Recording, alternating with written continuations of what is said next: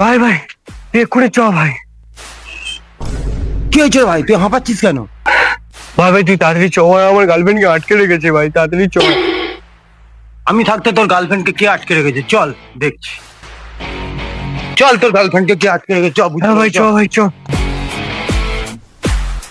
চ, তোর গার্লফ্রেন্ডকে তো কোন বাবা আটকে রেখেছে, চ বুঝে নেবো। এই তো, এই আমার গার্লফ্রেন্ডকে আটকে রেখে দিয়েছে।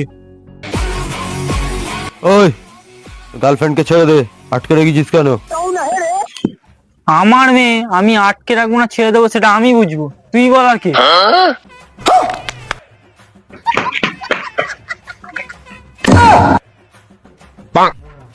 আমার বন্দুকটা দে তো।